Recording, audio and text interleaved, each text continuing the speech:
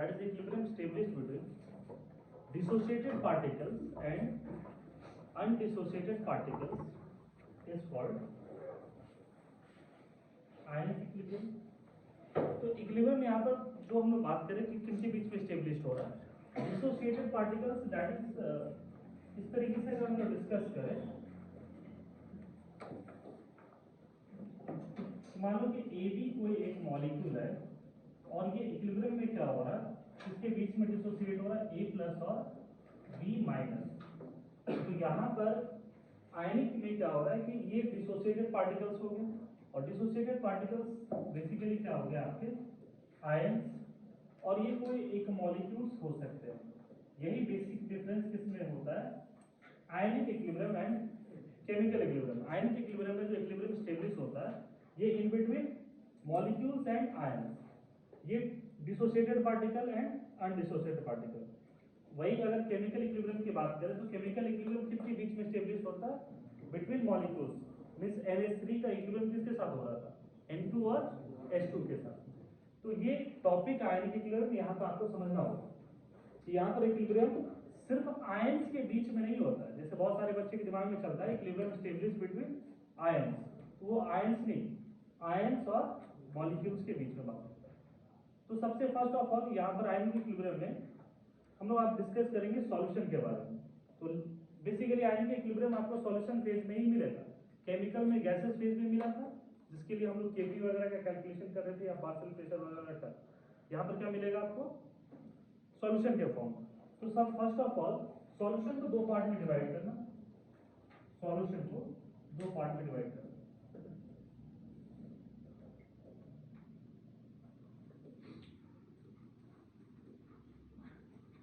Solution को दो part में हम लोग डिवाइड करेंगे यहाँ पर, जिसमें फर्स्ट पार्ट को कहते हैं electrolyte and the second part is known as non electrolyte.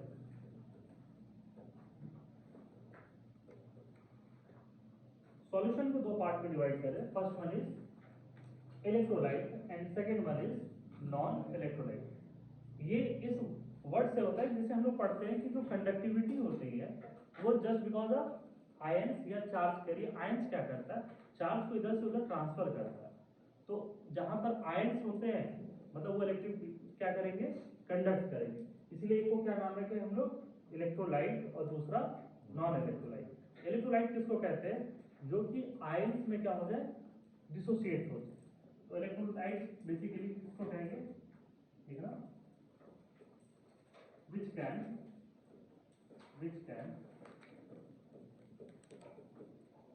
dissociate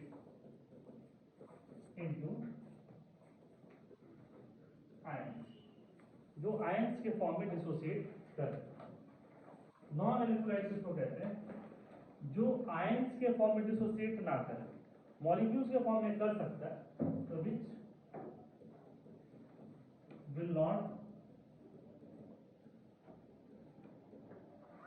dissociate into ions, जो आयंस के फॉर्म में डिसोसिएट ना करे। और नॉन इलेक्ट्रोलाइट की अगर हम बात करें तो नॉन इलेक्ट्रोलाइट क्या क्या हो सकते हैं, तो देखो यूरिया को हम लोग कह सकते हैं, यूरिया क्या है, non electrolyte. Glucose, sucrose,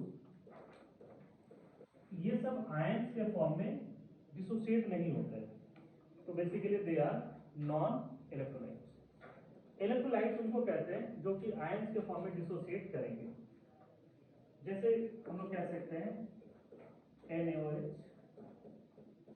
NaCl, HCl etcetera.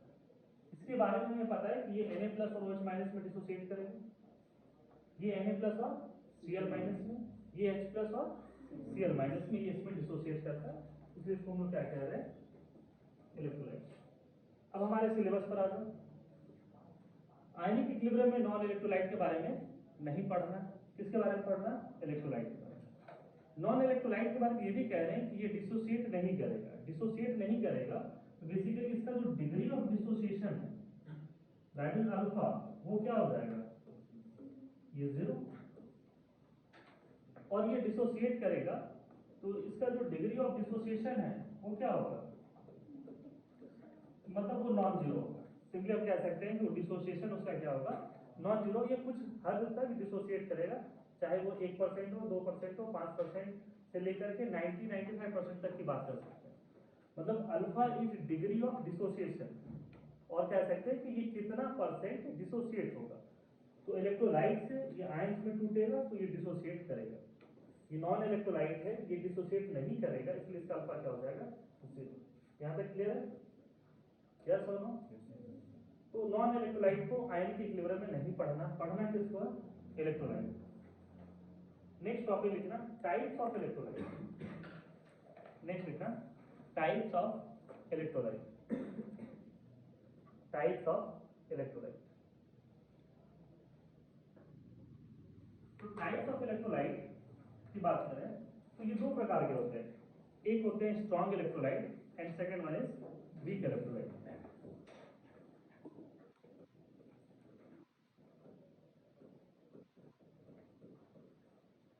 Electrolyte उनको कहते हैं जो आयंस में डिसोसिएट होता है। स्ट्रॉन्ग इलेक्ट्रोलाइट उनको कहते हैं जो स्ट्रांगली डिसोसिएट होता है, जिनका डिसोसिएशन क्या होता है, ज्यादा होता है या ऑलमोस्ट डिसोसिएशन होता है। तो स्ट्रॉन्ग इलेक्ट्रोलाइट में लिख लेना कि their dissociation almost dissociation takes place. Almost dissociation takes place. Almost dissociation takes place for the strong electrolyte. और हम लोग ये एज्यूम करके चलते हैं कि अगर ऑलमोस्ट डिसोसिएशन हो रहा है तो स्ट्रॉन्ग इलेक्ट्रोलाइट के लिए जो डिग्री ऑफ डिसोसिएशन होगा अल्फा, वो क्या होगा 90% से अगर ज्यादा का डिसोसिएशन है तो उसको हम लोग क्या कंसिडर करेंगे, स्ट्रॉन्ग इलेक्ट्रोलाइट। मतलब अगर 10 मोल ले रहे हैं तो क्या होगा, वो ऑलमोस्ट 9 मोल डिसोसिएट हो जाएगा। 100 मोल लेंगे तो 90 मोल्स क्या हो जाएंगे, उसके डिसोसिएट हो जाएंगे, और उनको हम लोग क्या कहेंगे, स्ट्रॉन्ग इलेक्ट्रोलाइट। ये उनके नेचर पे डिपेंड करता है। अभी स्ट्रॉन्ग इलेक्ट्रोलाइट क्या क्या हो सकते हैं उसके बारे में डिस्कस करते हैं। तो स्ट्रॉन्ग इलेक्ट्रोलाइट में लिखना एग्जांपल। पहला एग्जांपल अगर हम बात करते हैं इस तरीके से, जितने भी स्ट्रॉन्ग एसिड्स होते हैं, स्ट्रॉन्ग एसिड्स की बात करते हैं, एसिड उनको कहते हैं जो क्या रिलीज करे, H+ और एसिड उसको कहते हैं जो H+ और एनायन रिलीज करता है। वाटर ना OH- रिलीज करेगा, तो एसिड किसको कहेंगे, जो H+ रिलीज करे और एनायन, जैसे HCl H+Cl-, HBr H+Br-। तो स्ट्रॉन्ग एसिड्स का मतलब क्या हो गया, ये ज्यादा से ज्यादा H+ रिलीज करेंगे। तो जितने भी स्ट्रॉन्ग एसिड्स होते हैं वो क्या होते हैं, strong electrolyte. For example HF, HCl, HBr, HI, ये ऑर्डर में नहीं है, बस मेंशन कर रहे हैं इनको, HNO3, H2SO4 एंड HClO। इन सभी में सबसे स्ट्रॉन्गेस्ट होता है HI सबसे स्ट्रॉन्गेस्ट एसिड होता है। तो ये 7 स्ट्रॉन्ग एसिड्स को हम लोग कंसीडर कर रहे हैं कि 7 कितने होते हैं, स्ट्रॉन्ग एसिड्स होते हैं। इसके अलावा और भी बहुत सारे एसिड्स हो सकते हैं कुछ कंडीशंस के साथ में, जैसे ऑर्गेनिक एसिड को वीक मानते हैं लेकिन उसमें एक्सेप्शन होता है फिक्रिक एसिड। तो बहुत सारे ऐसी जगह पर आएंगे जहाँ पर एसिडिक और बेसिक स्टेट में होते हैं। तो ये बेसिकली इसके हम नेचुरली नेचर के बारे में बात कर रहे हैं कि भाई ये सब सारे क्या है, स्ट्रॉन्ग एसिड्स। इट मीन्स कि ये H+ जो है मैक्सिमम अमाउंट में ये रिलीज करेगा। तो strong acids are strong electrolyte. B लिखना, जितने भी स्ट्रॉन्ग बेस होते हैं, स्ट्रॉन्ग बेस उनको कहते हैं जो OH- रिलीज करते हैं, और जो ज्यादा से ज्यादा OH- रिलीज करेगा उसको क्या कहते हैं, स्ट्रॉन्ग बेस। तो छोटे क्लासेस से पढ़ते होंगे कि NH, KOH ये सब सारे क्या है, स्ट्रॉन्ग बेस। तो जो अल्कली के हाइड्रोक्साइड्स होते हैं वो सारे क्या हो जाएंगे, स्ट्रॉन्ग बेस ना। तो स्ट्रॉन्ग बेसेस क्या क्या होते हैं, अल्कली के हाइड्रोक्साइड्स, इट मींस LiOH, उसके बाद NaOH, KOH, RbOH, CSOH, caesium hydroxide. तो LiOH, NaOH, KOH, RbOH and CSOH। ऐसे ये डाउन टू द ग्रुप आते हैं तो बेसिक स्ट्रेंथ बढ़ेगा जो कि इनऑर्गेनिक का पोर्शन है। तो ये सब सारे किस में कंसिडर करते हैं हम लोग, स्ट्रॉन्ग बेस। इसके अलावा जो अल्कलाइन मेटल के हाइड्रोक्साइड्स होते हैं वो भी क्या होते हैं, स्ट्रॉन्ग बेस होते हैं, लेकिन ऊपर वाले नहीं, बेरिलियम को नहीं कंसिडर करते हैं। मैग्नीशियम भी बहुत स्ट्रॉन्ग बेस नहीं होता। डाउन टू द ग्रुप आते हैं तो बेसिक कैरेक्टर क्या होता है, बढ़ता है। तो सबसे स्ट्रॉन्ग बेस अगर हम बात करें तो नीचे वाला होता है बेरियम हाइड्रोक्साइड्स वगैरह। तो ऐसे इसमें लिखने के लिए तो हम लोग कैल्शियम हाइड्रोक्साइड भी लिखते हैं। उसके अलावा strontium hydroxide SrO2 and barium hydroxide BaO2। तो बेसिकली ये सभी सारे क्या आते हैं, स्ट्रॉन्ग बेस। एंड सी, जितने भी सॉल्ट्स होते हैं, सॉल्ट सारे किसमें कंसिडर होंगे, स्ट्रॉन्ग इलेक्ट्रोलाइट। सारे सॉल्ट के भी बहुत सारे टाइप्स होते हैं जो कि उनके ओरिजिन पे डिपेंड करते हैं। जैसे यहाँ पर एग्जांपल हम लिख रहे हैं NaCl। NaCl जो सॉल्ट है वो किससे बना हुआ, strong acid strong base. CH3COO minus Na+, ये भी एक सॉल्ट है जो कि किससे बना है, weak acid and strong base. Weak acid और स्ट्रॉन्ग बेस। NH4Cl ये किनसे बना है, स्ट्रॉन्ग एसिड वीक बेस। तो ये भी स्ट्रॉन्ग इलेक्ट्रोलाइट है, वीक आ रहा है इस तरीके से। इसके बाद में एक एग्जांपल ले रहे हैं हम लोग NH4Cl। NH4Cl जो है वो किससे बना है, वीक एसिड और वीक बेस। यहाँ पर बहुत सारे बच्चों में गलत फहमी होता है कि सर ये इसका जब ओरिजिन ये वीक है तो इसको भी क्या होना चाहिए, वीक इलेक्ट्रोलाइट। लेकिन जितने भी सॉल्ट होते हैं वो सारे के सारे क्या होते हैं, स्ट्रॉन्ग इलेक्ट्रोलाइट। तो ये बेसिकली हम लोग किसके बारे में बात कर रहे थे, स्ट्रॉन्ग इलेक्ट्रोलाइट। ये चीजें क्लियर है, लिख लीजिए इसको।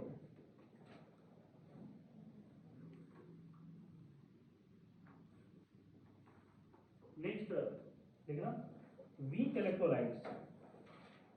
Weak electrolytes, weak electrolytes. तो अगर हम लोग बात करें कि वीक इलेक्ट्रोलाइट किनको कहते हैं,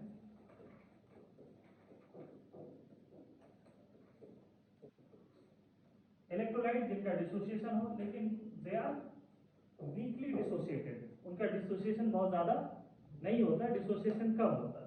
तो हम लोग ये मान के चलते हैं जिनका degree of dissociation alpha less than क्या होता है, 10%। ये नहीं कि अब 90% वाला कंसीडर करना, 10% से जिनका नीचे होता है उनको हम लोग क्या कहते हैं, वीक इलेक्ट्रोलाइट्स। ठीक है, तो वीक इलेक्ट्रोलाइट्स कौन कौन हो सकते हैं, एग्जांपल पे लिखना। एग्जांपल जितने भी वीक एसिड्स होंगे, जितने भी वीक एसिड्स उनको कहते हैं जो कि H+ कम रिलीज करता है। और नॉर्मली अगर हम लोग बात करें तो जितने भी ऑर्गेनिक एसिड्स होते हैं, जितने भी ऑर्गेनिक एसिड्स होते हैं, कुछ एक दो एक्सेप्शंस हैं उनको हटा करके, है ना, उसके बारे में नहीं बात करेंगे।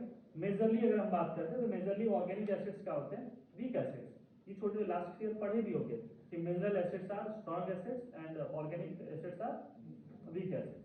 तो ये सारे इस तरीके से हैं। इसके अलावा कुछ ये सब भी हो जाते हैं, जैसे HCl एक वीक एसिड है। इस तरीके से अगर हम लोग बात करें H3PO4, है ना, ये सब किस में कैटेगरी में आता है, ये वीक एसिड के कैटेगरी में आता है। उसी तरीके से अगर हम लोग बात करें जितने भी वीक बेसिस होते हैं, वीक बेसिस को किस कैटेगरी में रखेंगे, weak electrolyte. Weak bases directly आप लिख सकते हो जितने भी ऑर्गेनिक के बेसिस। ऑर्गेनिक एसिड्स किसको किसको कंसीडर कर सकते हो, phenol, carboxylic acid, acetic acid, formic acid, ये सब जितने भी हैं ऑर्गेनिक एसिड वो सारे क्या आपके वीक एसिड होते हैं। जितने भी ऑर्गेनिक बेसिस होते हैं, organic basis basically nitrogenous mixture होते हैं ना, तो ये सब किस कैटेगरी में आ जाएगा, वीक इलेक्ट्रोलाइट में। इसके अलावा अमोनियम हाइड्रोक्साइड ये ऑर्गेनिक तो नहीं है, लेकिन ये भी वीक बेस की कैटेगरी में आता है। तो यहाँ से हम लोग बात कर रहे थे weak acid and weak base, या बात करते हैं इलेक्ट्रोलाइट क्या होता है, बस इंट्रोडक्शन पार्ट यहाँ पे चल रहा है।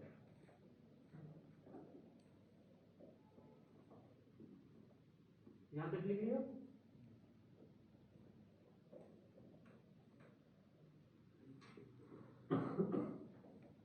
इसके बाद हेडिंग डालना acid base and salt, acid base and salt. Class 10 में पढ़ा है हाँ, तो बस वही बस जहां पर खत्म किए थे ये उसी का नेक्स्ट एपिसोड है, जहां पर खत्म किए थे वहीं से इसका स्टार्टिंग है, एसिड बेस सॉल्ट। तो एसिड बेस सॉल्ट की अगर हम लोग बात करें तो स्टार्टिंग में थोड़ा सा डिफरेंशिएट के बारे में अगर हम लोग बात करते हैं कि बेसिक डिफरेंस क्या होता है एसिड और बेस में। एसिड और बेस में बेसिक डिफरेंस क्या होता है? एसिड और बेस में बेसिक डिफरेंस क्या होगा? एसिड H+ रिलीज करता है और बेस OH- रिलीज करता है। और एसिड कैसा लगता है टेस्ट में? खट्टा लगता है? खट्टा लगता है कि कड़वा लगता है? खट्टा लगता है। तो एसिड्स के बारे में क्या कहते हैं कि acids are sour in taste, है ना। सोर और सावर को लगता तो खट्टा ही है क्या? नींबू के रस, कच्चा टमाटर, ग्रीन टमाटर देखना, कभी कच्चा टमाटर खा गए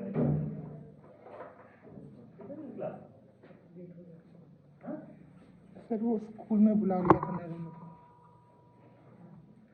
स्कूल बहुत प्यार करता है, जब मन तब बुला लिया। तो एसिड्स के बारे में क्या कहते हैं? They are sour in taste. Bases के बारे में क्या कहते हैं? दे आर बेटर की बिटर, ठीक है। They are better in taste. जिनको टेस्ट करना हो घर जाना, साबुन थोड़ा सा खा लेना, ठीक है। ईशान साबुन थोड़ा सा खा लेना तो पता चल जाएगा कि बेस का टेस्ट कैसा होता है, ठीक है। तो ये बेसिक लोग पढ़ रहे हैं। उसके अलावा एसिड को अगर जैसे टच करोगे ना तो ये बेसिकली कैसा होता है?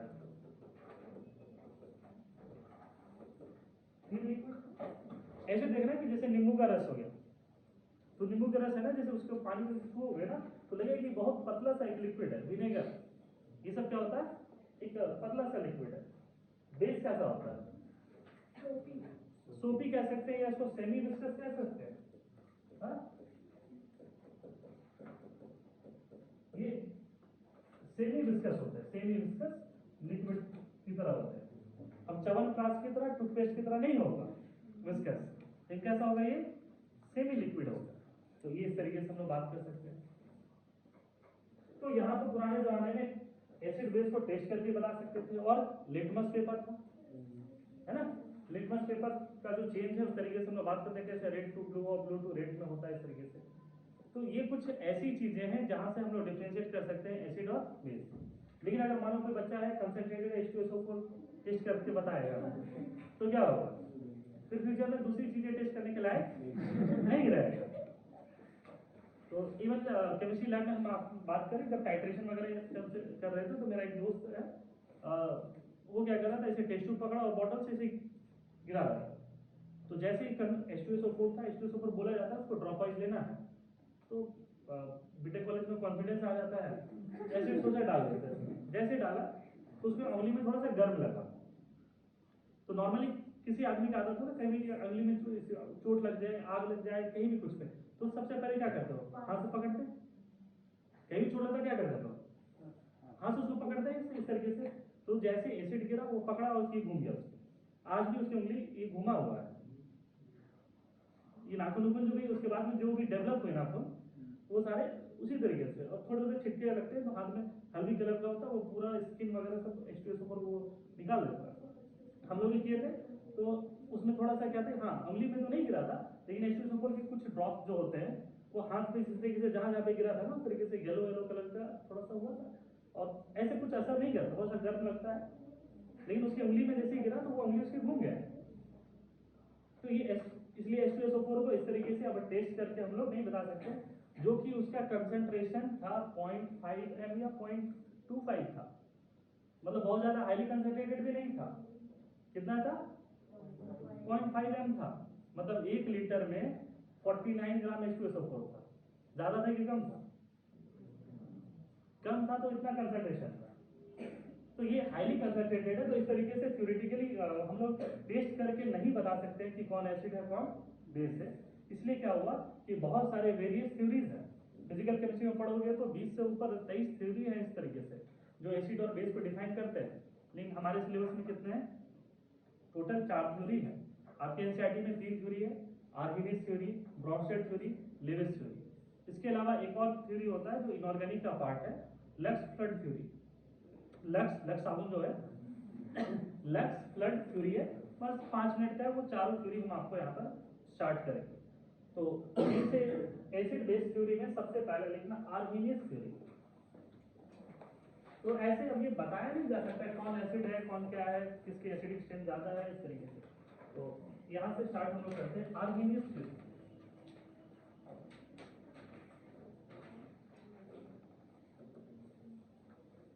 आर्हेनियस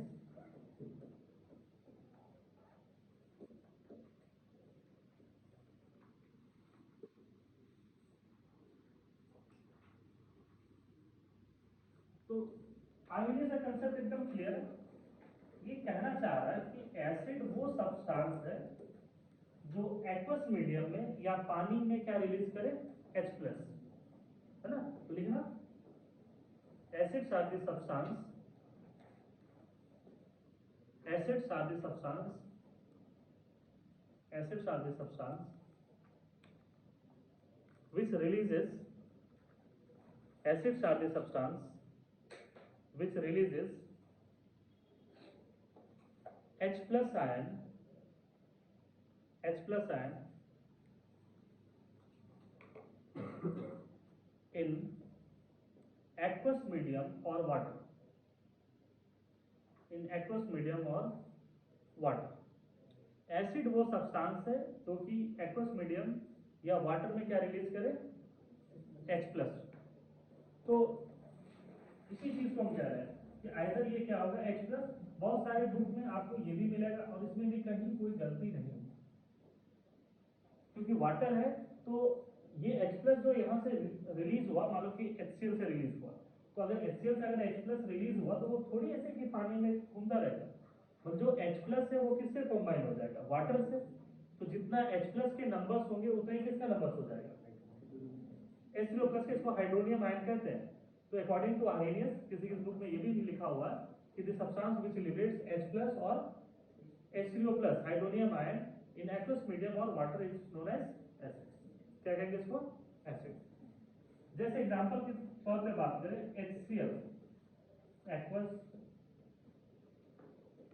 ये क्या रिलीज कर रहा है? H+, लिखते चलो, aqueous Cl minus aqueous. According to Arrhenius H2SO4 aqueous की बात करते हैं, तो H2SO4 क्या रिलीज करेगा बताओ? H+ एक्वस और HSO4 माइनस। देखो बहुत सारी बुक में या शॉर्ट में इस तरीके से लिखा आपको मिलता होगा कि H2SO4 जो है वो 2H+ और SO4 माइनस को रिलीज करता है। वो गलत नहीं है, लेकिन ये एक बार में दोनों रिलीज नहीं करता। तो अब तो हम लोग आएंगे सीधे पॉइंट टू पॉइंट, मतलब दोनों H+ निकलने का रेट, स्पीड, सारा सब कुछ अलग होगा, एक साथ में नहीं निकलेंगे। अब ये जो H2SO4 है ये फर्दर किसमें डिसोसिएट होगा? H+ एक्वस और SO4 माइनस 2 एक्वस। तो ये स्टेप वाइज होते हैं और ये हम लोग कहते भी है, पहला H+ जो निकला और दूसरा H+ निकला, पहले का रेट फास्टर होगा, दूसरे का रेट कम होगा। मानो कि अगर इसका रेट ऑफ रिएक्शन R1 है और इसका क्या है?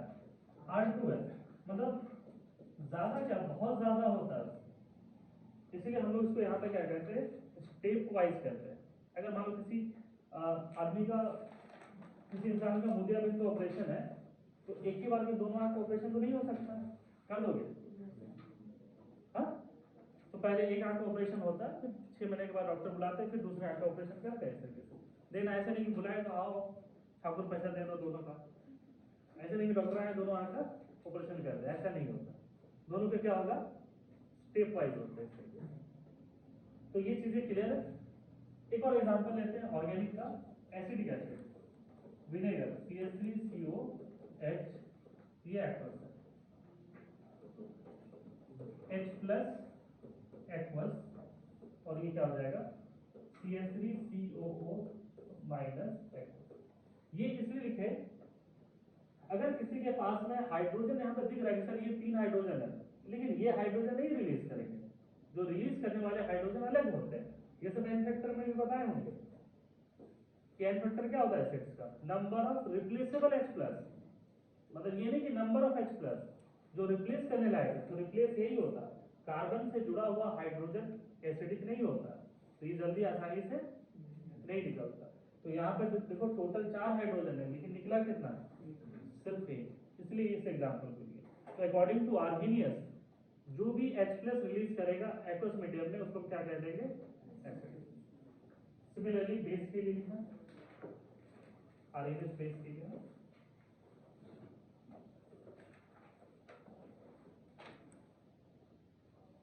बेस के बारे में लिखना, दिस सब्सटेंस, बेस के बारे में, this substance which liberates, this substance है ना, which liberates OH minus, liberates OH minus और हाइड्रोक्सिल आयन, इसको क्या कहते हैं, हाइड्रोक्सिल आयन, OH माइनस और hydroxyl ion in aqueous medium और वाटर इज कॉल्ड बेस। ये आर्गेनियस की थ्योरी है कि जो भी सब्सटेंस एक्वस मीडियम में या वाटर में क्या रिलीज करेगा OH माइनस, उसको हम लोग क्या कहेंगे, बेस कहेंगे। फॉर एग्जांपल अभी लिखे थे हम लोग NaOH, ये एक्वस फॉर्म में, तो Na प्लस एक्वस और ये क्या हो जाएगा OH माइनस एक्वस। तो अकॉर्डिंग टू आर्गेनियस NaOH क्या हो गया, एक बेस। इसी तरीके से अगर MgOH होल ट्वाइस हो जाए और ये एक्वस मीडियम में, तो यहां पर भी स्टेप वाइज निकलेगा, एक ही बार में दोनों OH नहीं निकलेगा, ओवरऑल भले लिख देते हैं। तो फर्स्ट स्टेप में अगर OH माइनस निकलेगा, तो यहाँ पर क्या हो जाएगा MgOH, और मैग्नीशियम के ऊपर में प्लस चार्ज, और यहाँ पर ये क्या हो जाएगा OH माइनस एक्वस के फॉर्म। इसके पास एक और OH है, तो ये एक और रिलीज कर सकता है, तो OH माइनस निकलेगा, तो मैग्नीशियम के ऊपर में एक और चार्ज, इसलिए किसमें कन्वर्ट होता है Mg+2 और again OH minus, both are in aqueous form, both are in aqueous form. तो इस तरीके से हम लोग कह सकते हैं कि जो भी सब्सटेंस OH माइनस रिलीज करेगा एक्वस मीडियम में या वाटर में, उसको हम लोग क्या कह देंगे, बोलो, ये कहते हैं। इस चीज क्लियर, दैट इज आर्गेनियस बेस। तो दोनों का रेट सेम होगा? नहीं, रेट हमेशा अलग होगा। अगर यहाँ पे बात करें कि रेट R1 है, R2 है, R1 हमेशा ज्यादा होगा किससे,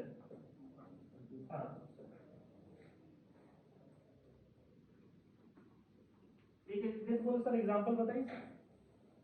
तो देखो पहले तो OH माइनस न्यूट्रल से निकल रहा था, अब निकलेगा तो ये क्या हो जाएगा और स्लो हो जाएगा। मान लो कि तुम्ही को हम एक टास्क दे रहे हैं कि कोई ग्राउंड है, उसका 2 चक्कर लगाना, तो पहला चक्कर लगाए और चक्कर लगा के आगे कि सर टास्क पूरा हो गया, हम बोले अभी एक चक्कर और लगाओ, तो क्या दोनों में टाइम एक बराबर लगेगा, सेकंड वाले में क्या लग जाएगा ज्यादा, क्यों, क्योंकि पहले वाले में तुम्हारा एनर्जी क्या हो चुका है, लॉस हो चुका है। तो उसी तरीके से ये सारा एक ही बार में नहीं होगा, मतलब इमेजिन नहीं कर सकते हो कि रेट जो होता है वो 1 लाख टाइम्स के अप्रॉक्स में आता है चेंज। जो रेट ऑफ रिएक्शन है मतलब इससे वो लाख गुना फास्टर होता है। ये नहीं कि सर एक 1 टाइम सेकेंड टाइम इस तरीके से बहुत बड़ा डिफरेंस होता है इसमें। इसलिए देखना कि कभी भी उसमें लिखते हैं कि बहुत बड़ा होता है। एडवांटेज, अब आरएनएस ने कुछ 3-4 चीज बताया था तो लिख लेना की पॉइंट्स कहते हैं ना यार एडवांटेज में, की पॉइंट्स या एडवांटेज। अब आरएनएस की मदद से ही हमें पता चल पाया कि मेटल के ऑक्साइड्स जो है, मेटल के ऑक्साइड्स बेसिक नेचर के हैं और नॉन मेटल के ऑक्साइड्स एसिडिक नेचर। तो लिखना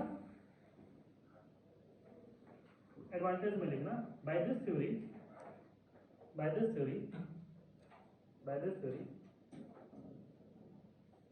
it gives the idea about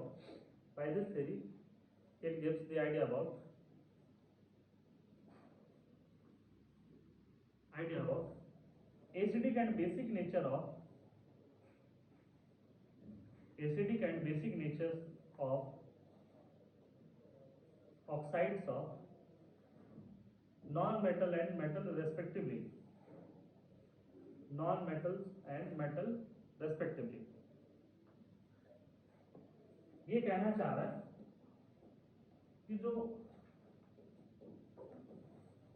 non metal के ऑक्साइड्स हैं उनका नेचर कैसा होगा, एसिडिक। पढ़े हो ना तुम लोग? देखो कैसे नॉन मेटल का ऑक्साइड मान लो कि SO3 SO2 भी ले सकते हो, SO3 भी ले सकते हो इस तरीके से। तो इसको जब हम एक्वस मीडियम में ले वाटर में तो ये किस में कन्वर्ट हो जाएगा बोलो, H2SO4 में। और ये H2SO4 क्या रिलीज करेगा बोलो, H plus QH minus H plus.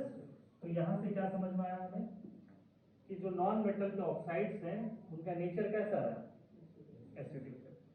इसी तरीके से मान लो कि तुम NO2 ले लिए और H2 रिएक्शन, तो ये किसमें कन्वर्ट हो जाएगा, HNO3 में, HNO2 में भी कन्वर्ट होता है इस तरीके से। तो यहाँ पर भी ये H प्लस रिलीज किया और H प्लस जैसे रिलीज किया आरएनएस ने तो क्या बोल दिया, एसिड। CO2 कार्बोनिक एसिड इस तरीके से बनता है।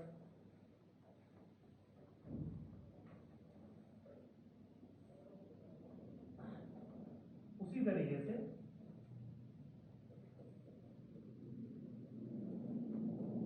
मेटल के ऑक्साइड्स को ये क्या बता रहा बताओ, उसका नेचर कैसा होगा, बेसिक नेचर होगा। जैसे मैग्नीशियम ऑक्साइड नॉन ये मेटल ऑक्साइड्स है, तो H2 के साथ में जैसे ही इसको रिएक्शन करेंगे ये क्या बन जाएगा, NgOH होल्ड वाइज। देखो ये रिएक्शन बैलेंस। तो यहाँ पर ये क्या रिलीज करेगा, OH माइनस। जैसे OH माइनस रिलीज किया हमें समझ में आ गया कि भाई इसका नेचर कैसा है, बेसिक। Li2H2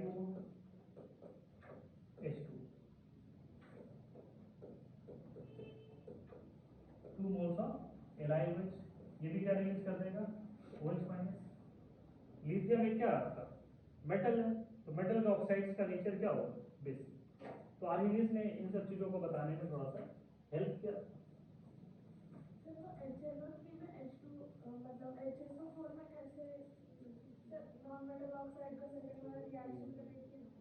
हाँ क्या दिक्कत है बोलो, वो HNO3 हो जाएगा, प्रिंटिंग मिस्टेक है। तुमको भी समझ में आ ही रहा है, हाँ?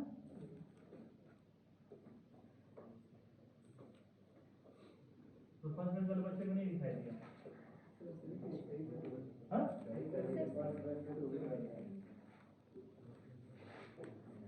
तो निंदक नियरे रखे और निंदक तो इस बार पीछे है, हाँ? चलो तो ऐसे ही। तो ये हम बात करें तो ऑक्साइड्स और मेटल एंड नॉन मेटल का। दूसरा देखो आरएनएस क्या कह रहा है कि जो जितना ज्यादा H प्लस रिलीज करेगा वो उतना एसिडिक होगा, और जो जितना OH माइनस रिलीज करेगा वो उतना ज्यादा क्या हो जाएगा, बेसिक। तो लिखना acidic and basic strength, acidic and basic strength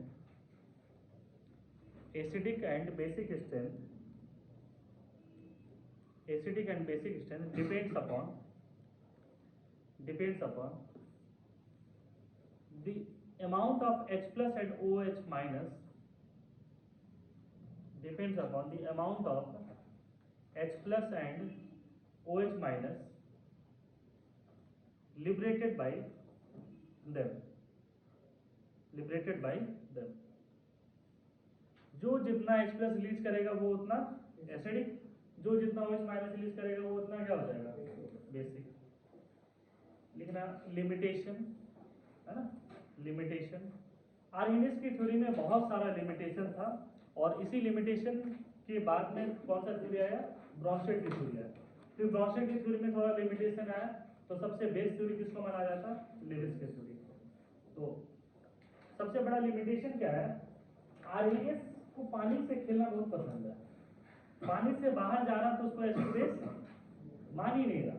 तो लिखना पहला point, this theory is applicable for aqueous system only. This theory is applicable for aqueous system only. सिर्फ और सिर्फ किसमें एप्लीकेबल है, aqueous system. इसका मतलब ये हो गया, मतलब आर्हेनियस से अगर पूछा जाए कि HCl गैस क्या है, तो बोलेगा एसिड नहीं है. क्या बोलेगा वो, एसिड नहीं. मतलब according to Arrhenius HCl gas is not an acid, है ना. तो लिखना नॉट एन आर्हेनियस एसिड. लेकिन है, ये एसिड है, ब्रॉन्स्टेड ने इसको प्रूव किया था. लेकिन आर्हेनियस के अकॉर्डिंग में HCl गैस एसिड नहीं है.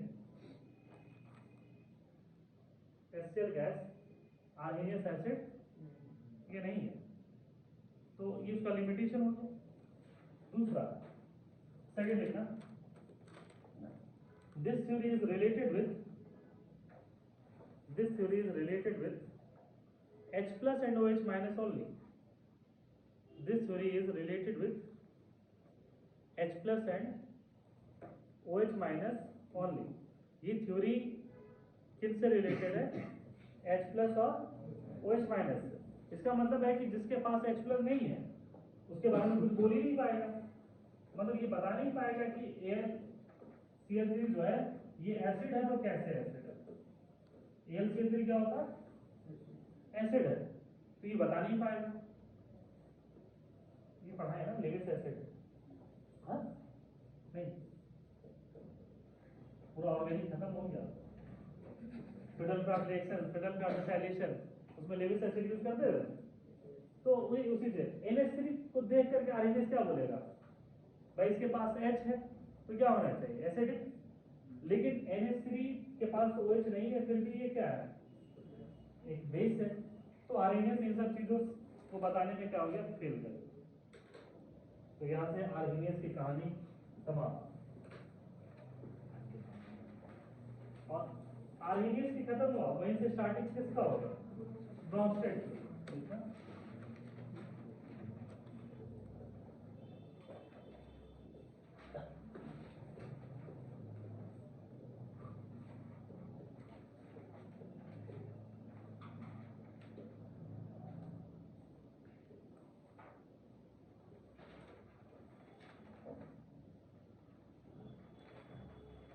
ये थ्योरी जो है पुराने वाली थ्योरी के कंपैरिजन में बेटर है.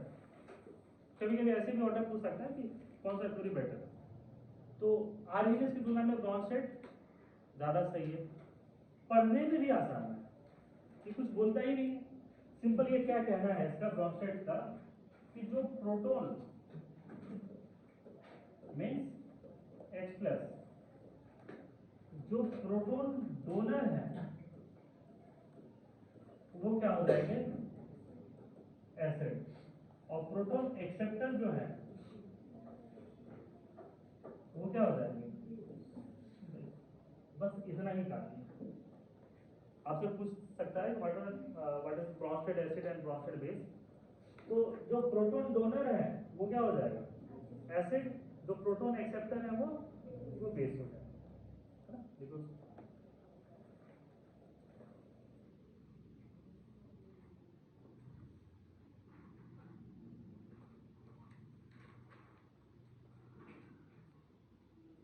सिंपल सा है, ये कोई मीडियम के बारे में बात नहीं करता।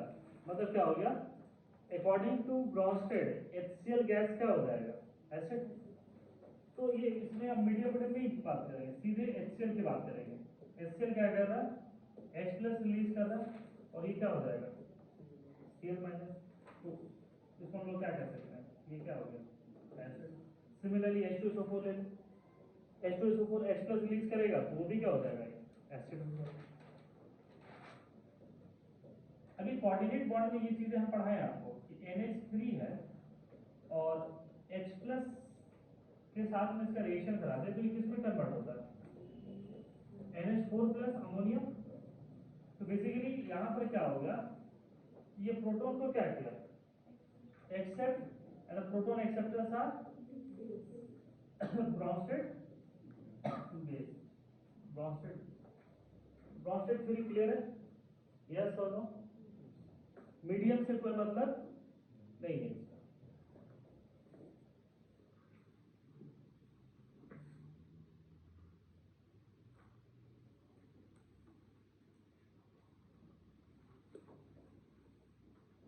अभी जब तक लेविस थ्योरी का नाम नहीं ले तब तक ब्रॉन्स्टेड थ्योरी चलेगा, और ये थोड़ा सा बड़ा टॉपिक है। आर्हेनियस थोड़ा क्या था, थ्योरी में भी कम था, इससे वो बेटर थ्योरी है तो सिलेबस भी क्या होगा, बड़ा होगा। सिंपल सी बात है। तो इन्हीं चीजों के बारे में हम लोग यहाँ पर डिस्कस करेंगे कि भाई ये तो पता चल गया कि एसिड बेस क्या है, तो जो प्रोटॉन एक्सेप्ट करेंगे वो क्या हो जाएंगे, proton accept base, proton donor, ये चीजें क्लियर है। तो यहाँ पर एक छोटा सा टॉपिक आता है, उसको हम लोग कहते हैं कॉन्जुगेट एसिड एंड बेस। नाम सुना, स्ट्रेटेजीज वाले पेपर में था ना, इसका मतलब एक क्लास पीछे तो कॉन्जुगेट एसिड बेस। तो ब्रॉन्स्टेड क्या कहता है, कॉन्जुगेट मतलब एक साथ।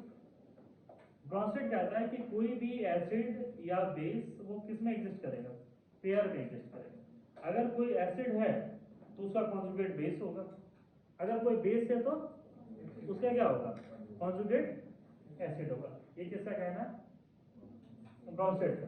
जैसे देखो यहाँ पर इसका सिंपल सा ये कहना है कि अगर मान लो Ha कोई एक एसिड है, और एसिड है तो ये प्रोटॉन रिलीज करेगा ही करेगा, तो इसका जो बचा हुआ एनायनिक पार्ट है ये जो है इस एसिड का कॉन्जुगेट बेस होगा। मतलब कॉन्जुगेट बेस ऑफ क्या हो जाएगा, ये H। सिमिलरली मान लो कि ये कोई बेस है, बेस का काम क्या है, प्रोटॉन एक्सेप्ट करना। तो प्रोटॉन एक्सेप्ट करेगा तो ये क्या बच जाएगा, BH प्लस। तो यहाँ पे इसने प्रोटॉन एक्सेप्ट किया, ये किसकी तरह बिहेव किया, बेस। तो BH प्लस क्या हो जाएगा, कॉन्जुगेट एसिड ऑफ, ये किसकी तरह बिहेव किया, लिखो इसको समझा देता है।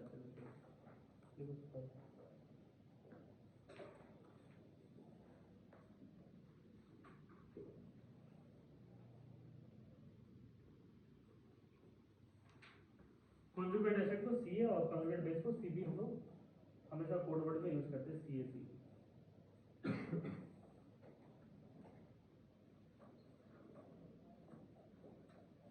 तो अगर हम किसी बच्चे से पूछें कि कॉन्जुगेट बेस किसको कहते हैं, तो एकदम सिंपल लैंग्वेज में समझो, ये कहोगे कि एसिड है, एसिड का काम है H प्लस रिलीज करना। तो H प्लस रिलीज करने के बाद जो भी उसका एनायनिक पार्ट होगा वो उसका क्या हो जाएगा, कॉन्जुगेट बेस। इसको दूसरा लैंग्वेज में ये कह सकते हैं कि कॉन्जुगेट बेस अगर H प्लस एक्सेप्ट कर ले तो वो अपना रेस्पेक्टिव एसिड दे देगा। मतलब A माइनस, ये बेस हो गया, बेस क्या करेगा, प्रोटॉन एक्सेप्ट। प्रोटॉन एक्सेप्ट करने के बाद अगर वो अपना रेस्पेक्टिव एसिड दे दे तो हम क्या कहते हैं उसको, कॉन्जुगेट बेस। तो कॉन्जुगेट बेस लिखो वहां पर, if an acid releases H plus, if an acid releases H plus, then their anionic part, if an acid releases H plus, then their anionic part is called its conjugate base, is called its conjugate base, its conjugate base, उसी का वो conjugate base होगा। ये लिख लियो। तो उसी प्रकार अगर हम बात करें कि कॉन्जुगेट एसिड क्या होगा,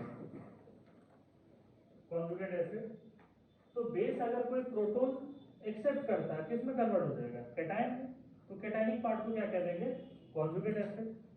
या ऐसे समझो ये कॉन्जुगेट एसिड है, मतलब H प्लस रिलीज करके ये किसका फॉर्मेशन कर देगा, बी का, बी एक बेस है। तो लिखो if a base accepts a proton, if a base accepts a proton, then their cationic part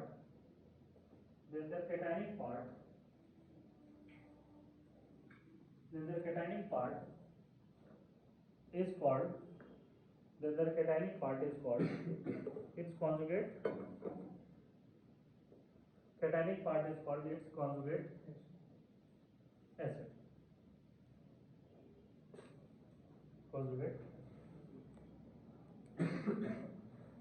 तो यहाँ पर एक एग्जांपल लेते हैं, एग्जांपल में कोई बहुत अच्छे से समझ में आ जाएगा।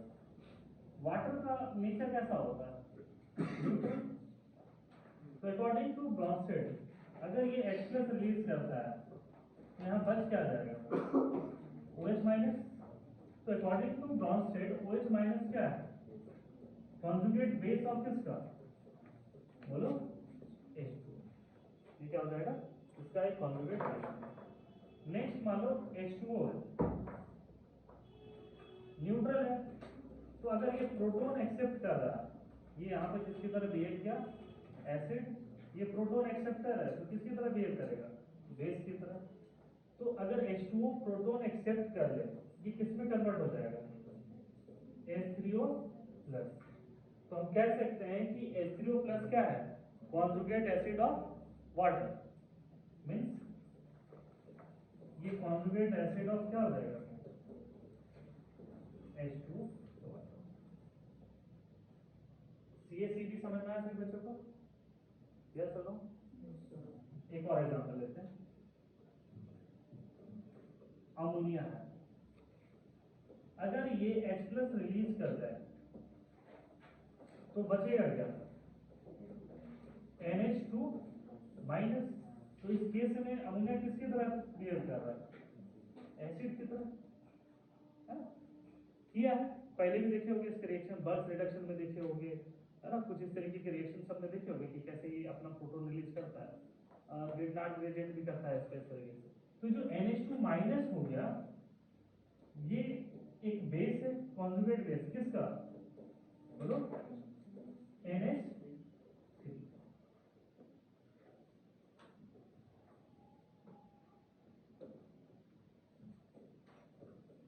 अगर अमोनिया प्रोटॉन एक्सेप्ट कर ले, ये किस में कन्वर्ट हो जाएगा, NH4 प्लस। तो प्रोटॉन एक्सेप्टर किसकी तरह बिहेव कर रहा है, ब्रॉन्स्टेड बेस, तो ये उसका क्या हो जाएगा, कॉन्जुगेट एसिड ऑफ NH। इसमें किसी बच्चे को डाउट है कॉन्जुगेट एसिड कॉन्जुगेट बेस में, हाँ, कल वाला क्वेश्चन बन जाता ना आसानी से, बन ही गया होगा, बस रीजन नहीं पता होगा कि क्यों बना, क्या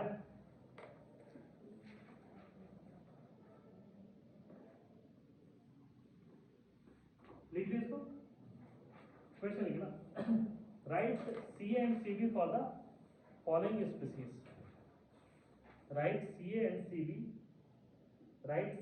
Cb for the following species, right Ca conjugate acid and conjugate base बताना फॉलोइंग स्पीसीज का। and the questions are, first one is OH minus, second one is NH2 minus, third one is H minus,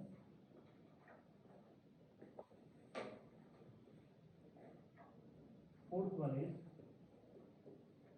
HCO3 minus, fifth is HSO4 minus, sixth is HC2O4 minus. सभी का conjugate acid conjugate base बताना है। Acid and conjugate base में अभी वो कितने short trick से आप इजी टेबल से बनाते हैं यहाँ पर। ये अगर हम बात करें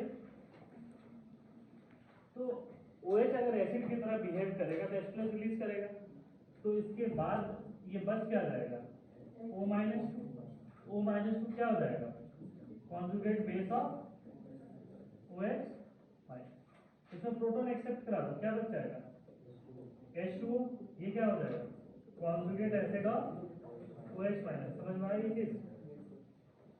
उसी तरीके से अगर NH2 के बारे में हम बात करते हैं तो NH2 अगर अपना H प्लस रिलीज करे तो एसिड की तरह बिहेव करेगा, बस क्या जाएगा NH माइनस 2, ये क्या हो जाएगा कॉन्जुगेट बेस किसका हो जाएगा NH2 माइनस। ये प्रोटॉन एक्सेप्ट करेगा तो बेस की तरह बिहेव करेगा, तो ये फाइनली क्या बन जाएगा NH3, ये conjugate acid of NH2 minus. HS minus H plus release करेगा, एसिड की तरह बिहेव करेगा, तो क्या बन जाएगा सल्फर के ऊपर -2, ये इसका कॉन्जुगेट बेस, और ये क्या हो जाएगा H2S इसका कॉन्जुगेट एसिड। कहीं कोई दिक्कत?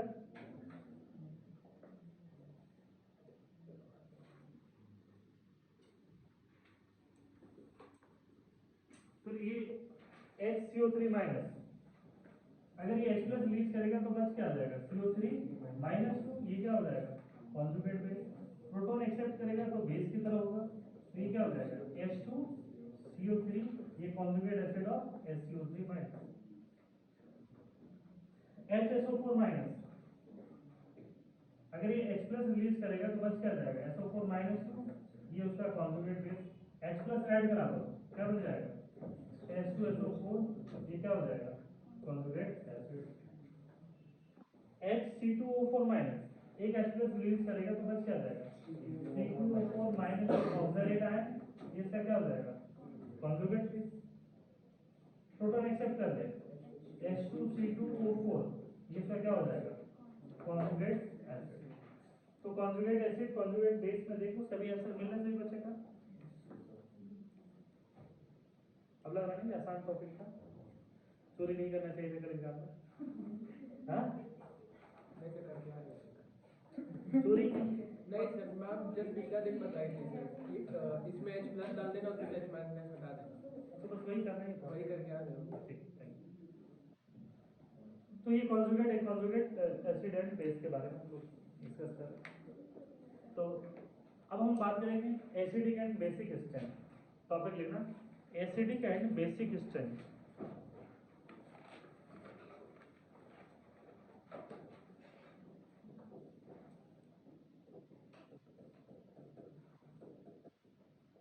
एसिडिक एंड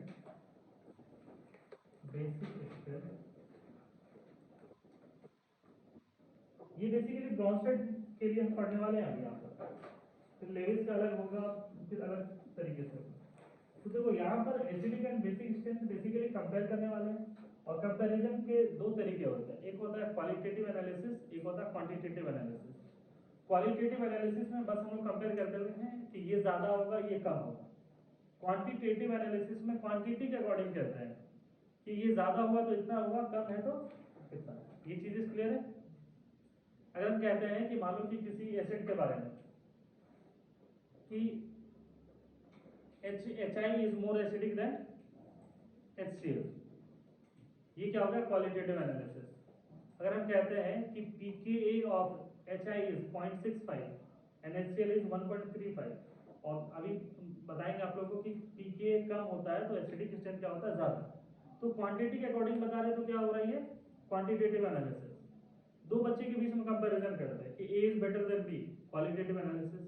हम बोले A ने 95% स्कोर किया और B ने 40% स्कोर किया, तो ये क्या होगा ये क्वांटिटेटिव एनालिसिस। तो फिलहाल हम लोग क्वालिटेटिव एनालिसिस करेंगे। क्वांटिटेटिव एनालिसिस पीएच, वो वो हम लोग थोड़ा रुक करके करेंगे। तो यहाँ पर कंपैरिजन करना चाह रहे हैं कि एसिडिक एंड बेसिक स्ट्रेंथ। और सबसे पहले अगर हम लोग बात करें एसिड के बारे में, तो इसमें सब हेडिंग डालना एसिडिक स्ट्रेंथ।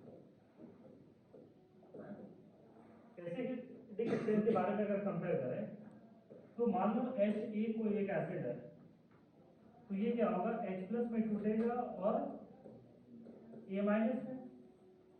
और मैक्सिमम रिएक्शन क्या होते हैं, रिवर्सिबल नेचर के होते हैं। तो ये अगर आगे की तरफ जा रहा है तो ये हो सकता है कि किस तरह की तरफ आ जाए, बैक साइड भी आ जाए। अब ये जो फॉरवर्ड जा रहा है वो किन चीजों पे डिपेंड करेगा कि A- कितना स्टेबल है। अगर A- अनस्टेबल होगा तो ये क्या हो जाएगा, बैकवर्ड आ जाएगा। और बैकवर्ड हो जाएगा तो फिर क्या होगा, ज्यादा से ज्यादा H+ रिलीज नहीं करेगा। इसका मतलब क्या हो गया, acidic strength depends upon stability of A-। अगर A- जितना स्टेबल है उतना ये क्या हो जाएगा, फॉरवर्ड की तरफ। अगर ये अनस्टेबल है तो बैकवर्ड है। देखो स्टेबिलिटी से कंपेयर करके समझो कि मान लो कि हम इस एज में आ चुके हैं कि कैपेबल हैं कि अगर मेरे पेरेंट हमको घर से भगा दें कि भागो घर से, तो हम स्टेबल हैं, हो सकता है कि घर से हम भाग जाए, छोड़ करके चले जाए। तुमसे कंपेयर करते हैं कि तुम्हारे पेरेंट, तो हमें लगता है कि मंथ में 1-2 बार जरूर गुस्सा होते होंगे, तो जरूर बोल घर से भगा देंगे। जो घर से भगा देंगे तो उसमें क्या होगा कि अभी तुम नहीं भागोगे। क्यों, तुम स्टेबल नहीं हो। एक्सेप्शन आर ऑलवेज है। या भागोगे तो 2-4 घंटा कहीं बैठोगे फिर वापस आ जाओगे। तो मेरे कंपैरिजन में तुम्हारा क्या अभी फॉरवर्ड आगे नहीं जाओगे। तुम अपने ही बारे में सोचो कि अगर आज से 10 साल पहले की बात होती, अभी 11th में, 10 साल पहले क्लास 1 में कुछ बदमाशी है, तुम्हारे पेरेंट्स तुमको घर से बाहर निकाल रहे, तुम क्या करोगे, पैर में लटक जाओगे पैर में लटक नहीं जाएंगे, दरवाजा पकड़ लोगे, चौखट पकड़ लोगे कि नहीं हम नहीं जाएंगे। इट मीन्स उस समय जब तुम जितना अनस्टेबल हो उतना तुम्हारा रिएक्शन कैसा आ रहा है, बैकवर्ड। तो ये फॉरवर्ड जो जाएगा वो किस पे डिपेंड करेगा, इसकी स्टेबिलिटी पर। अगर ये अनस्टेबल है तो ये इधर बैकवर्ड आएगा। तो ओवरऑल जो चीज हम समझाना चाह रहे हैं कि एसिडिक स्ट्रेंथ जो होगा वो डायरेक्टली प्रोपोर्शनल किससे होगा, stability of anion, stability of anion. या इसको हम क्या कह सकते हैं, कॉन्जुगेट बेस कह सकते हैं। या सुनो, कॉन्जुगेट बेस जितना स्टेबल होगा वो रिएक्शन उतना ही क्या होगा, फॉरवर्ड। और केमिस्ट्री का सबसे बड़ा खासियत है कि इस लाइन में एक भी एक्सेप्शन नहीं है। हम बार बार कहते हैं केमिस्ट्री में एक्सेप्शन मिलेगा लेकिन स्टेबिलिटी से कंप्रोमाइज नहीं करेगा। स्टेबिलिटी वाला आज तक कभी ऐसा एक्सेप्शन नहीं मिला होगा। तो यहाँ पर वही चीज कर रहे हैं कि एसिडिक स्ट्रेंथ किस पर डिपेंड कर रहा है, स्टेबिलिटी ऑफ एनायन। ये चीजें क्लियर है।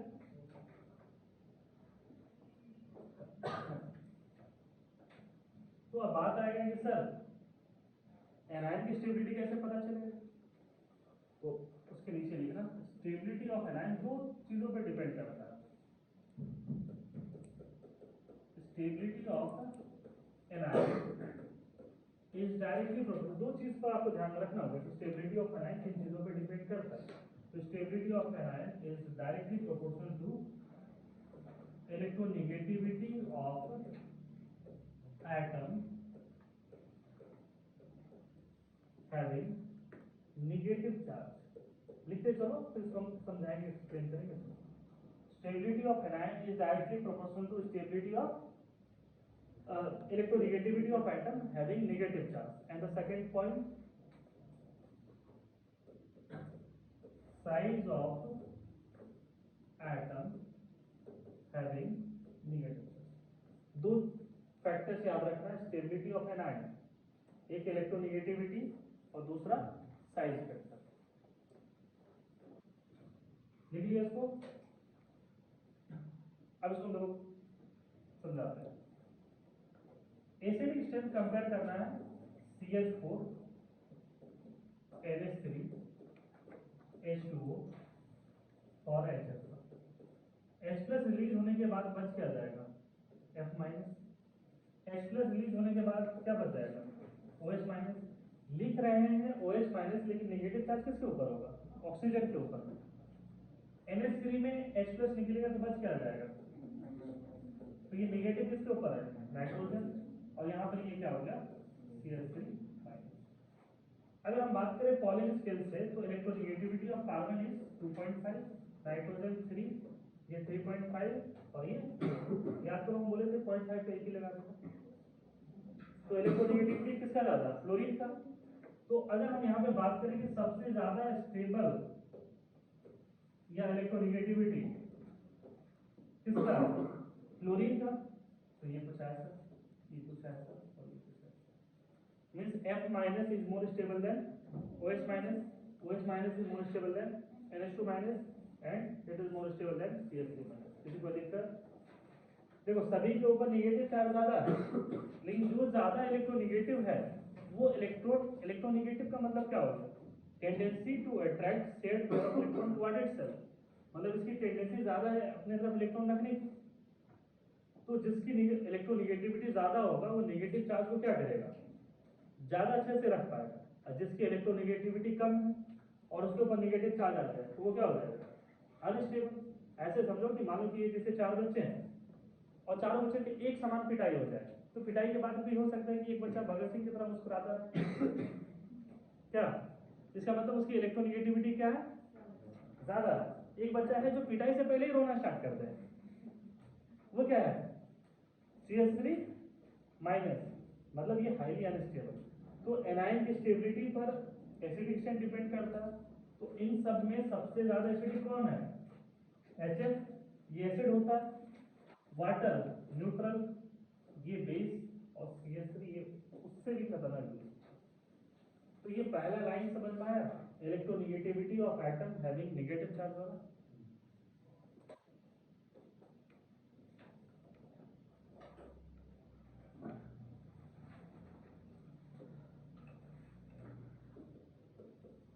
CH3 CH3 CH2 double bond CH2 CH triple bond CH। इनका एसिडिक स्ट्रेंथ कंपेयर करना है। एसिडिक स्ट्रेंथ कंपेयर करने के लिए सबसे पहला काम है कि उसका कॉन्जुगेट बेस बना दो। इसका कॉन्जुगेट बेस क्या बनेगा? CH3 CH2 माइनस, ये H प्लस रिलीज करने के बाद क्या बच जाएगा? CH2 double bond CH minus, और ये CH triple bond C minus. ये terminal alkynes they are acidic in nature. क्यों होता है? तो ये जो कार्बन है वो sp3 हाइब्रिडाइज है, तो हाइब्रिडाइजेशन इज sp3, इसका हाइब्रिडाइजेशन sp2, इसका हाइब्रिडाइजेशन क्या है? sp। And electronegativity depends upon s character. तो इसका s कैरेक्टर कितना है? 25, 33.33 और उसका 50%। s कैरेक्टर ज्यादा तो इलेक्ट्रोनेगेटिविटी भी ज्यादा।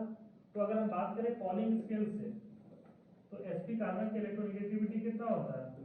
3.25, इसका 2.75 और इसका 2.5। इसकी इलेक्ट्रोनेगेटिविटी ज्यादा है इसका। तो स्टेबल कौन ज्यादा होगा?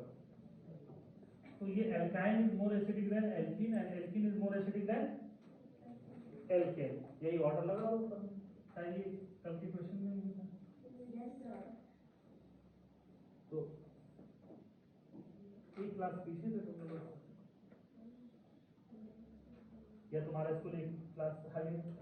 इतना भी जल्दबाजी क्या था? जब सिलेबस 2 महीने बाद स्टार्ट हुआ तो फरवरी के बदले मान लो 1 माह से ही अगर 2 महीना बाद एग्जाम होता तो हमें नहीं लगता कि कोई दिक्कत था। लेकिन कंपटीशन के दौर है, सबसे पहला कंपटीशन हम करेंगे और इसमें इस कंपटीशन में 3 स्कूल को हम देखते हैं सबसे ज्यादा, एक DPS, ऑक्सफोर्ड और सरला। ये तीनों में वही कंपटीशन है, हम पहले तो हम पहले, बाकी मतलब कुछ नहीं है मतलब कुछ नहीं है। हम पहले खत्म करेंगे तो हाँ। और हम आपको बताते हैं कि अगर साउथ में जितने भी स्कूल्स वगैरह हैं तो जितने भी अच्छे स्कूल हैं वो जनवरी में ही उनका 11th खत्म हो जाता है और 12th स्टार्ट हो जाता है फरवरी से। कोविड के दौरान में साउथ के बहुत सारे बच्चे पढ़े थे ऑनलाइन क्लासेस में, तो उनका प्रेशर हमारे ऊपर रहता था कि सर जनवरी में फाइनल एग्जाम में सिलेबस जल्दी कंप्लीट करें, और फरवरी से फिर वो लोग अपना पढ़ाई करते हैं। ये साउथ के लिए रिजल्ट भी अच्छा है उनका। ये वाली चीजें क्लियर है। तो पहले हम क्या बात कर रहे थे कि इलेक्ट्रोनिगेटिविटी ज्यादा तो स्टेबिलिटी ज्यादा, और स्टेबिलिटी ज्यादा तो एसिडिक स्ट्रेंथ ज्यादा होगी। सेकंड पॉइंट क्या लिखवाए थे, साइज के डायरेक्टली प्रोपोर्शनल होगा। तो साइज वाले देखो क्वेश्चन आते हैं हम लोग HF, HCl, HBr and HI। ये एक्सप्रेस रिलीज करने के बाद बच जाएगा F minus, Cl minus, Br minus और ये I माइनस। साइज की बात करो या स्टेबिलिटी की बात करो, down to the group size increase होगा तो फ्लोरीन से बड़ा कौन होगा, फ्लोरीन, ये कुछ इस तरह। और साइज ज्यादा तो स्टेबिलिटी ज्यादा, और स्टेबिलिटी ज्यादा तो एसिडिक ज्यादा। HF से ज्यादा एसिडिक HCl, HCl से ज्यादा HBr और HBr से ज्यादा HI।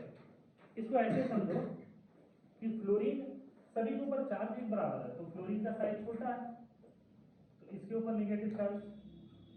और आयोडीन, अगर आयोडीन की बात करें तो आयोडीन का साइज क्या है, बहुत बड़ा, इसके ऊपर नेगेटिव चार्ज। तो ये नेगेटिव चार्ज इतने छोटे से एटम के ऊपर में, और ये नेगेटिव चार्ज इतने बड़े से एटम के ऊपर में, तो यहाँ पर ये क्या होगा, हाईली अनस्टेबल हो जाएगा। तो दूसरे में कह सकते हैं कि भाई ये क्या हो जाएगा, ज्यादा स्टेबल हो जाएगा।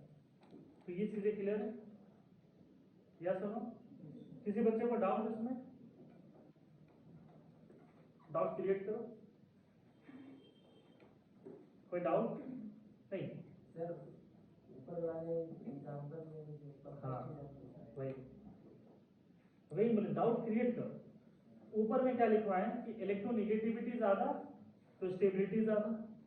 यहाँ पर इलेक्ट्रोनिगेटिविटी तो रिवर्स में है, फ्लोरीन का इलेक्ट्रोनिगेटिविटी 3.16, इसका आ जाएगा आपका 2.8 के आसपास में, 2.8 या 9 तक के आसपास में, और ये 2.7।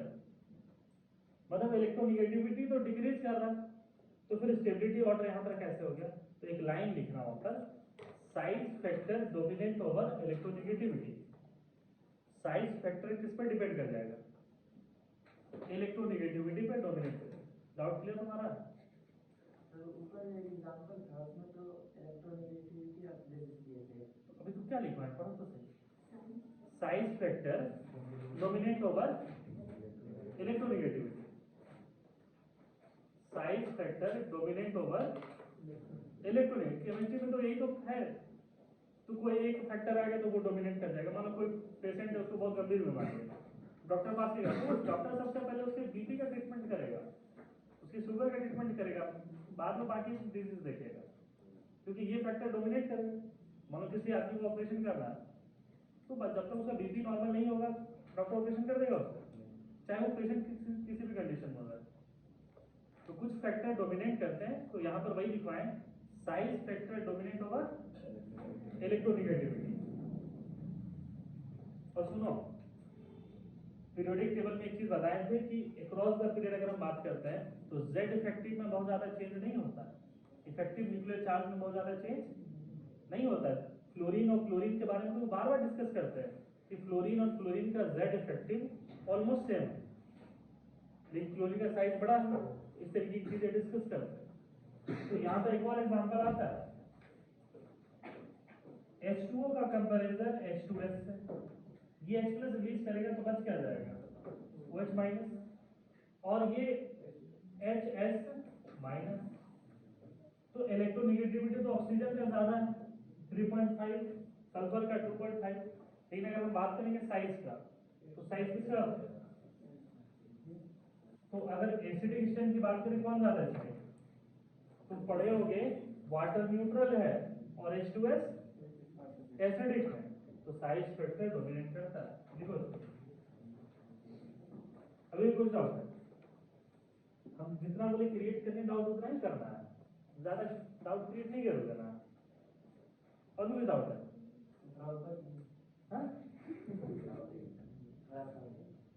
डाउट क्रिएट कर लो, अरे बोलो ना सही। पहला एग्जांपल ये सर उसमें तो आप इलेक्ट्रोनेगेटिविटी फर्स्ट एग्जांपल, हाँ। साइज कार्बन का नाइट्रोजन नाइट्रोजन एक मिनट क्लोरीन का सबसे छोटा साइज हाँ उसमें आप इलेक्ट्रॉन सुनो तो सही, अक्रॉस द उसमें चलोगे, अक्रॉस द पीरियड चलोगे तो बहुत ज़्यादा चेंज नहीं होता। ये भी सेकंड सेल में, ये सब सेकंड सेल में, और नीचे आओगे तो रेडियस कैसे बढ़ता है, n square r is proportional to, अगर याद होगा कुछ याद होगा, r is proportional to n square by z. मतलब जैसे जैसे सेल बढ़ेगा ये स्क्वायर के फॉर्म में बढ़ेगा, तो इधर साइज में ज़्यादा बढ़ता है, ये इधर की तरफ नहीं बढ़ता, बहुत ज़्यादा चेंजेस नहीं होते। ठीक है, सुनो, क्लोरीन का साइज देख लेना 0.69 एंगस्ट्रॉम, ऑक्सीजन का साइज देख लेना 0.73 एंगस्ट्रॉम, नाइट्रोजन 0.75 एंगस्ट्रॉम, तो बहुत ज़्यादा डिफरेंस नहीं है। लेकिन अगर ये यहाँ पर है तो क्लोरीन का सीधे 1 पॉइंट के आसपास में चला जाता है। तो इस तरीके से चेंजेस आते हैं। और भी कोई डाउट क्रिएट कर रहे हो? हाँ, डाउट खत्म। तो ये स्टेबिलिटी वाली चीजें क्लियर है, यस और नो? नेक्स्ट देखना, acidic strength of oxy acids, acidic strength of oxy acids, acidic strength of oxy acids. Oxy acids उस एसिड को कहते हैं जहां पर हाइड्रोजन ऑक्सीजन से रिलीज होता है। ऑक्सी एसिड किसको कहते हैं? ऑक्सी एसिड किसको कहोगे? जहां पर प्रोटॉन इज, लिखो, इज लिबरेटेड बाय, क्या लिबरेटेड फ्रॉम ऑक्सीजन एटम।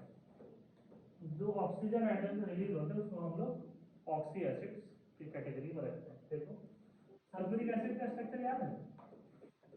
हाँ, ये सल्फ्यूरिक एसिड है, तो हाइड्रोजन यहाँ पे कहाँ से निकलता है? सल्फर से। कहाँ से निकलता है? तो ये क्या है? Oxy acid. Nitric acid, N double bond O, तो हाइड्रोजन कहाँ से निकलेगा? ऑक्सीजन से। H plus liberated from oxygen, ये किसका एग्जाम्पल है? ऑक्सी एसिड्स का। Phosphoric acid, P double bond O, OH and OH, तो H कहाँ से निकलेगा? ऑक्सीजन से। तो ये सब किसके एग्जाम्पल है?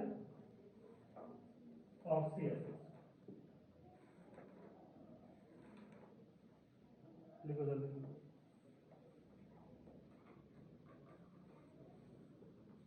लिख लो इसको। तो यहां पर देखो क्या कहना चाह रहे हैं हम, acidic strength is directly proportional to oxidation number of central atom. क्या है? जिसका ऑक्सीडेशन नंबर ज्यादा होगा उसकी एसिडिक स्ट्रेंथ ज्यादा।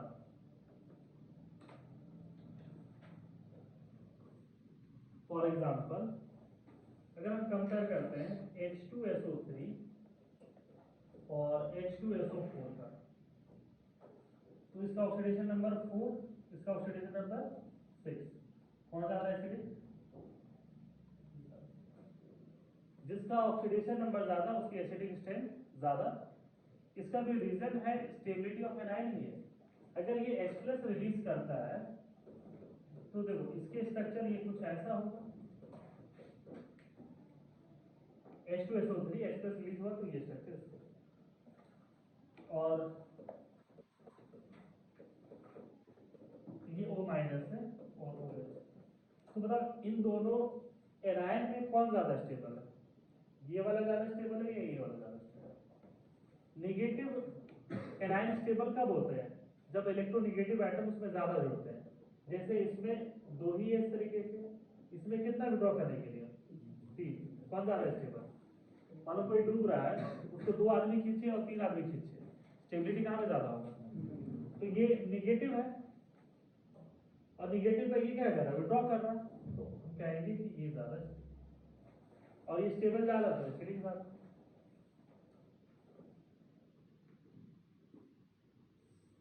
सिमिलरली और भी एग्जांपल है, आपसे पूछा जाए HNO2 और HNO3 कौन ज्यादा एसिडिक, ये क्या है +3, ये क्या है +5। देखो इसको स्ट्रॉन्ग एसिड के कैटेगरी में रखे थे, इसको नहीं रखे, याद रहेगा। ऐसे मेनली पढ़ाना है आपको हेलोजन के एसिड्स, हेलोजन के एसिड्स पढ़ाना है। HOCl, HClO2, HClO3 and HClO, तो ये +7 +5 +3 और Cl प्लस। तो यहाँ पर ऑक्सीडेशन नंबर जिसका ज्यादा एसिडिक स्टेट ज्यादा, कौन स्ट्रॉन्ग एसिड होगा, है ना। तो ये ऑर्डर इस तरीके से HClO4 का एसिडिक स्टेट ज्यादा होगा। क्या इसी तरीके से ब्रोमीन फैमिली का लिख लोगे, जल्दी जल्दी लिखो। HOBr से ज्यादा एसिडिक कौन होगा, HBrO2, HBrO3 और ये HBrO। आयोडीन का फैमिली लिख लोगे, HiO4, HiO3, HiO2 and HO।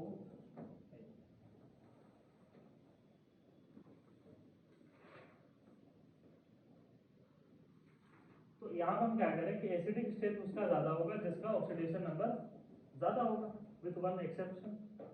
एक एक्सेप्शन है H3PO4,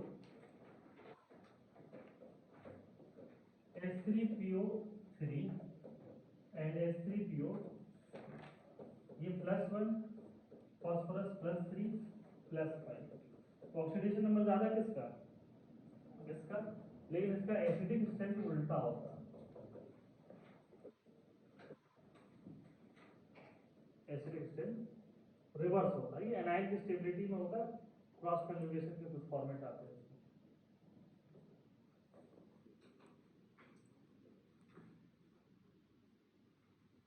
इसी क्लियर है।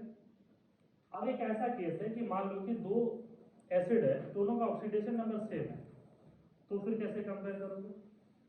दो एसिड है जैसे HClO4 और HBrO4, एसिडिक स्ट्रेंथ किसका ज्यादा होगा, acidic strength is directly proportional to, क्या पढ़ा है, इलेक्ट्रोनेगेटिविटी। लेकिन कब, इफ ऑक्सीडेशन नंबर इज, मतलब इसका मतलब है कि पहले प्रायोरिटी किसको देंगे हम लोग, ऑक्सीडेशन नंबर को। तो अगर आपसे कोई पूछे इस तरीके से HClO4 है, HBrO4 है और HiO4 है, तो इलेक्ट्रोनेगेटिविटी किसका ज्यादा है, Cl का, तो एसिडिक कौन ज्यादा हो जाएगा। कुछ समझ में आया, यस और नो। तो इससे हम कंपैरिजन इन दोनों से बस बता देते हैं। ये HClO4 का structure Cl double bond O और OH, ये HClO4 का sp3 स्ट्रक्चर होता है। ये आयोडीन डबल बॉन्ड O और OH।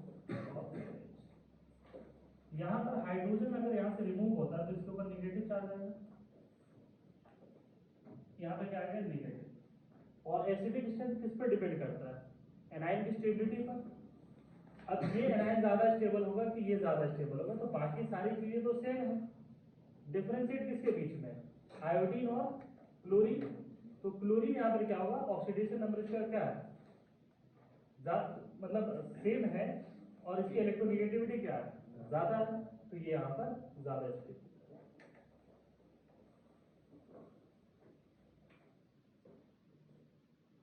डाउट क्लियर करो। निगेटिव चार्ज किसके ऊपर है, ऑक्सीजन, निगेटिव किसके ऊपर में, ऑक्सीजन। वहां निगेटिव किसके ऊपर में था, आयोडीन और क्लोरीन या फ्लोरीन। तो ये निगेटिव चार्ज किसके ऊपर लगेगा, ये तो देखो इसको Cl क्या है, निगेटिव चार्ज कम करने वाला है। आयोडीन क्या है, कम इसके ऊपर नहीं है, मतलब किसी के ऊपर में प्रॉब्लम है और सजेशन देना, दोनों डिफरेंस है ना। किसी मानो कि कोई बच्चा है, कोई प्रॉब्लम फेस कर रहा है और सजेशन देना, दोनों में डिफरेंस होता है। तो ये वही चीज है, ये निगेटिव इसके ऊपर में, ये उसको क्या कर रहा है, विड्रॉ कर रहा है। ये विड्रॉ कौन ज्यादा विड्रॉ करेगा, Cl। तो ये चीज आयोडीन का लिखो, आयोडीन का ऑर्डर क्या हो जाएगा, या मतलब HClO3 HBrO3 HiO3, एसिडिक ज्यादा ये कुछ इस तरीके से HClO2 HBrO2 HiO2, यही होगा। तो ये इतने सारे एसिडिक क्षेत्र की चीजें हैं। एक तो तरीका था कि रट लो, लेकिन एक तरीका है कि भाई चीजों को समझ जाओगे तो कोई भी मॉलिक्यूल दे दे तुम लोग कर लो। जितने भी ऑर्डर लिखवाए हैं अगर तुम बैठ जाओगे रटने के लिए, तो जैसे मालूम SST रखते हो, तो ये इतना आसान नहीं है, तो हालत खराब हो जाएगी। तो कंसेप्ट देखना होगा। यहाँ तक कहीं कोई दिक्कत? लास्ट बस एक पॉइंट इसमें लिखाना चाह रहे हैं,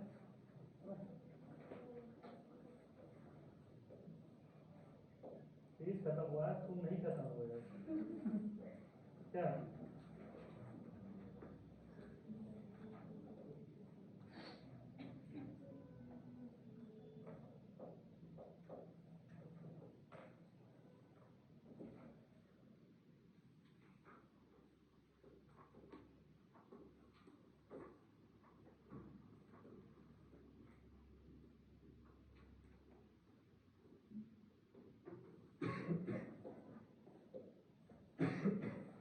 छोटा सा, ज्यादा नहीं होगा, मुश्किल से 5 मिनट ही लगेगा।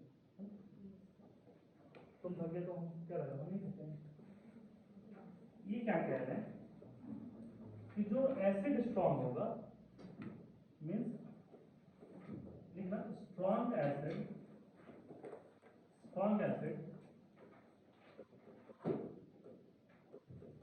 will give weak conjugate base. Strong acid will give weak conjugate base. जैसे अगर मानो हम बात करते हैं HBr, ये स्ट्रॉन्ग एसिड, तो ये क्या रिलीज कर रहा है, H+ और Br-। इसके बारे में हम क्या कह रहे हैं, ये वीक कॉन्जुगेट, इसको देखो आसानी से समझ जाओगे। ये एसिड है, स्ट्रॉन्ग एसिड है, स्ट्रॉन्ग एसिड है मतलब ये ज्यादा से ज्यादा H+ रिलीज करेगा। तो दूसरा लैंग्वेज में ये भी तो कह सकते हैं कि Br- का H+ के प्रति बहुत ज्यादा अट्रैक्शन नहीं है, तभी तो ये क्या हो रहा, रिलीज हो रहा। तो मतलब अगर स्ट्रॉन्ग एसिड है, ज्यादा से ज्यादा H+ रिलीज हो रहा, तो कह सकते हैं कि भाई ये वीक कॉन्जुगेट बेस है। अगर ये स्ट्रॉन्ग रहता तो H+ के साथ ऐड होकर ये वापस आ जाता। अगर मानो कोई आदमी बहुत ज्यादा खर्चीला है, इसका मतलब क्या हुआ, उसके पैसे से मोह माया उसका, ये अट्रैक्शन नहीं है। तो यही है कि HBr यहाँ पर H+ क्या कर रहा, रिलीज कर रहा, और ये स्ट्रॉन्ग एसिड है, तो strong acid will give weak conjugate base, याद रहेगा। तो उल्टा क्या हो जाएगा, वीक एसिड ये क्या करेगा, will give strong conjugate base. जैसे यहाँ पे हम बात करते हैं HCl, हाइड्रोजन साइनाइड एक वीक एसिड होता है, तो ये H+ रिलीज करेगा, और ये क्या है, Cl-। ये वीक एसिड क्यों कह रहे हैं इसको, क्योंकि ये H+ कम रिलीज कर रहा है, कम। दूसरे लैंग्वेज में ऐसे भी कह सकते हैं कि Cl- क्या है, स्ट्रॉन्ग कॉन्जुगेट बेस है, मतलब ये इसके साथ रिएक्ट करके ये वापस आ जा रहा है। तो ये चीजें क्लियर है, यस और नो? तो अगर आपसे एग्जाम में पूछ दे कि बेसिक ऑर्डर क्या है, जैसे CH3CO- है और Cl- है, इन दोनों के बीच में कंपैरिजन पूछ दे कि बेसिक ऑर्डर बताना है, तो बेसिक ऑर्डर किसका ज्यादा होगा, Cl- का कि CH3CO- का? सोच के बताओ। strong acid will give weak conjugate base and weak acid will give strong. तो बेसिक ऑर्डर किसका ज्यादा होगा? समझ में आया? लेकिन आपसे एग्जाम में ये नहीं पूछा जाएगा। ClO4 minus, ClO3 minus, ClO2 minus, ClO minus, इसमें पूछा जाएगा बेसिक स्ट्रेंथ। तो इसका बेसिक स्ट्रेंथ तभी बता पाओगे जब इसका एसिडिक स्ट्रेंथ पता है। अगर इसके कॉन्जुगेट इस तरीके से एसिड बना दिया इसका, तो ये क्या हो जाएगा? HClO4, ये स्ट्रॉन्ग एसिड है, strong acid will give weak conjugate. तो समझ में आया? तो इसको हम एक और समझा सकते हैं। CH3 माइनस, NH2 माइनस, ये हम पढ़ाएं आपको इलेक्ट्रोफाइल न्यूक्लियोफाइल में। ये स्ट्रॉन्ग एसिड है, ये स्ट्रॉन्ग एसिड है, और ये सबसे वीक, जो सबसे वीक होगा वो सबसे स्ट्रॉन्ग कॉन्जुगेट बेस देगा।